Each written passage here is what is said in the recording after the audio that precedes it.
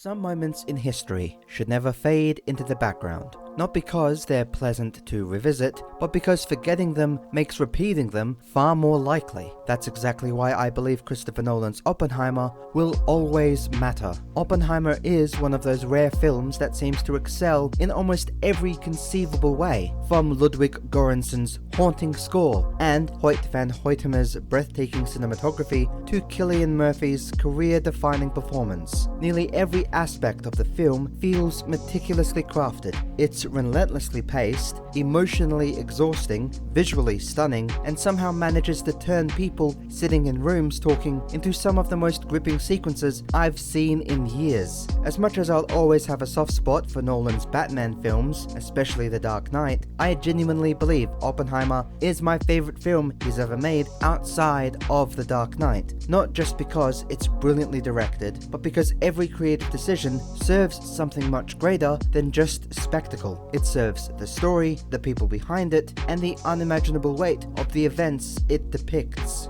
With the Odyssey about to become Christopher Nolan's next cinematic epic, millions of people are once again revisiting the work of one of modern cinema's greatest directors. Conversations naturally gravitate towards films like The Dark Knight, and understandably so, but while rewatching Oppenheimer, I found myself thinking less about where it ranks among Nolan's filmography, and more about why I believe it deserves to remain culturally relevant for decades to come. Because unlike many other great films that are remembered primarily for their craftsmanship or entertainment value, Oppenheimer feels important in an entirely different way. It tells the story of one of humanity's most consequential moments, preserving not only the events themselves, but the moral questions, the fear, and the unimaginable weight and cost that came with them. The atomic bomb isn't treated as just another invention or technological milestone. It's portrayed as the moment humanity crossed a line that could never truly be uncrossed. That's one of the biggest reasons Oppenheimer resonated with so many people, because it never feels like a conventional historical biopic. Most films based on real events tend to follow a familiar structure. They chronicle someone's life, highlight their greatest achievements, touch on their personal struggles if they ever had any, and eventually arrive at a satisfying conclusion. Oppenheimer certainly contains those elements, but it never feels interested in simply documenting the life of J. Robert Oppenheimer. Instead, Christopher Nolan uses his story to explore something far larger than just the man himself. This isn't just the story of a brilliant physicist, it's the story of what happens when humanity reaches a scientific breakthrough that forever changes the course of civilization as we know it. By framing it in this way, Nolan ensures that every conversation, every scientific breakthrough, and every political decision carries an overwhelming sense of consequence. You're never simply watching history unfold. You constantly feel the weight of knowing exactly where history is heading. That constant sense of inevitability is what gives Oppenheimer so much of its emotional power. From the opening moments, the audience already knows how this story ends. We know the bomb will be built. We know it will be used. We know that hundreds of thousands of lives will be changed forever.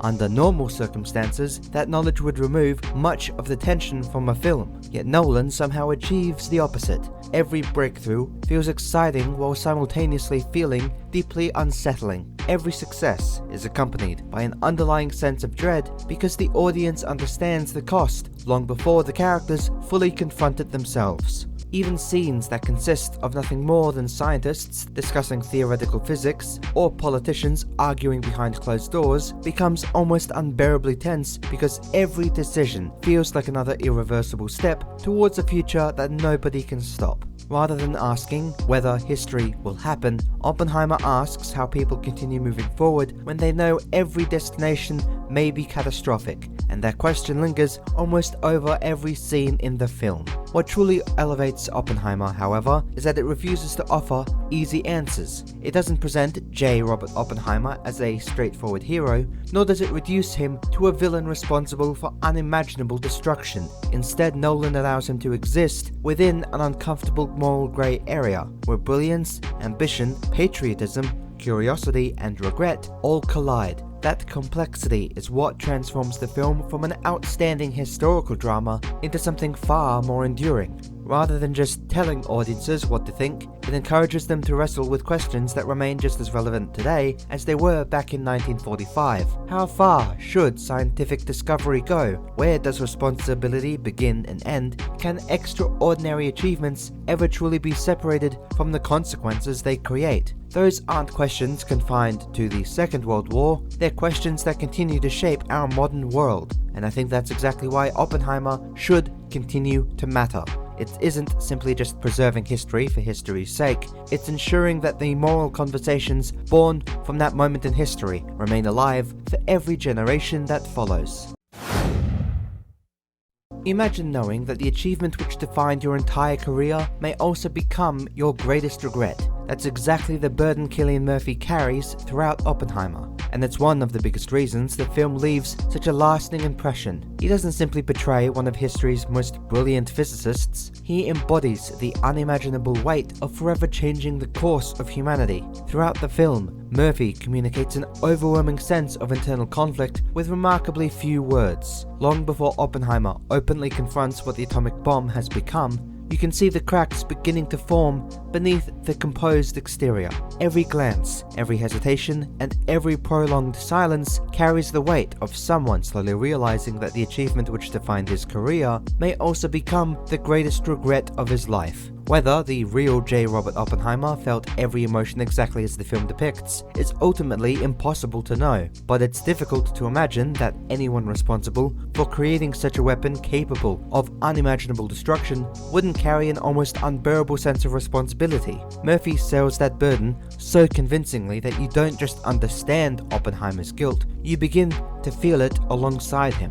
One of the film's greatest strengths is that it never portrays this regret as something that suddenly appears after Hiroshima or Nagasaki. Instead, Nolan allows it to grow gradually, almost imperceptibly. Throughout the story at first, the Manhattan Project is driven by urgency, scientific curiosity, and the fear that Nazi Germany could develop the bomb first. Within that context, the mission feels understandable, even necessary. But once Germany surrenders, the questions become far more complicated. The excitement surrounding scientific achievement slowly gives way to uncertainty and eventually to horror as the true consequences of the project become impossible to ignore. The Trinity test, while visually breathtaking, isn't framed as a triumphant victory. It's presented almost like humanity witnessing the opening of a door that can never again be closed. That decision fundamentally changes how the audience experiences the film.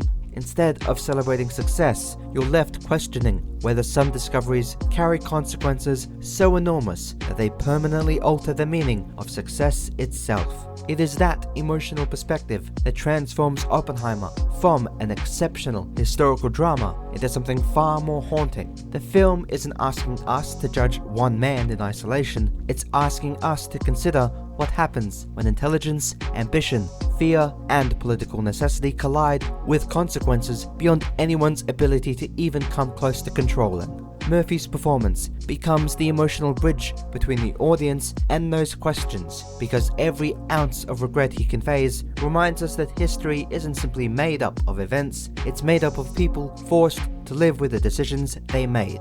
That's why his performance resonates so deeply. He doesn't just convince us that Oppenheimer changed the world forever, he convinces us that Oppenheimer understood, perhaps better than anyone else, exactly what that change would ultimately cost. And it's through that quiet, devastating humanity that the film ensures its lessons continue to linger long after the credits have begun to roll. One of the most remarkable aspects of Oppenheimer is that its cinematography isn't simply beautiful, it actively reinforces the story the film is trying to tell. Hoyt van Hoytema's work doesn't rely on flashy visuals for the sake of spectacle. Instead, every shot is designed to place the audience inside Oppenheimer's current state of mind. Throughout the film, we're constantly presented with images of collapsing stars, rippling particles, burning embers, and invisible forces that seem to exist just beyond human comprehension. These aren't literal events taking place around Oppenheimer, they are visual representations of the thoughts consuming them. They remind us that while the world is a brilliant physicist solving impossible equations, his mind is constantly occupied by forces capable of reshaping reality itself. It's an elegant way of communicating ideas that dialogue alone never could, because rather than simply just telling us Oppenheimer is thinking on a scale few people could comprehend, Nolan and Van Hoytema allow us to briefly experience that overwhelming perspective ourselves. That philosophy reaches its absolute peak during the Trinity test. Despite being one of the film's most anticipated moments, Nolan deliberately avoids presenting it as a conventional spectacle. There are no triumphant speeches, no heroic celebration, and no sense that humanity has achieved something worth applauding. Instead, the sequence is built almost entirely around unbearable tension. The silence before the explosion feels endless. Every close-up captures the uncertainty etched across the faces of the scientists, and when the bomb finally detonates, the absence of immediate sound makes the explosion feel almost unnatural. It's only moments later, when the deafening shockwave finally crashes over everyone watching, that the true magnitude of what has happened begins to settle in. Rather than encouraging awe, the cinematography encourages reflection. The explosion is undeniably beautiful from a purely visual standpoint, yet that beauty is constantly undercut by the horrifying knowledge of what it represents. It's one of the rare moments in cinema where something can simultaneously inspire amazement and absolute dread. What makes the cinematography so powerful, however, is that it never loses sight of the people at the center of the story. Even during its most visually striking moments, Oppenheimer continually returns to close-ups of faces, lingering expressions, and quiet moments of contemplation. The film understands that history isn't defined by explosions alone. It is defined by the people forced to live with their consequences. That's why so many of its most memorable shots aren't of the bomb itself, but of Oppenheimer silently and slowly processing what cannot be undone.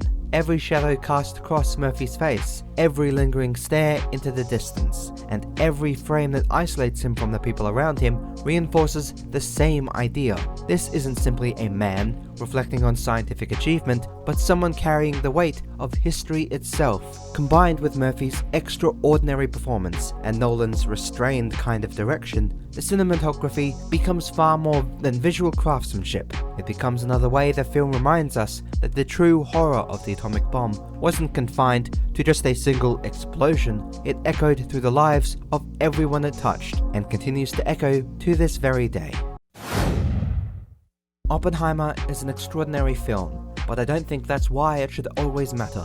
It should matter because it reminds us that history isn't something we're meant to leave behind. It's something we're meant to learn from. As long as humanity continues to wrestle with the consequences of power, ambition, and scientific progress, I believe Oppenheimer will remain one of the most important films ever made.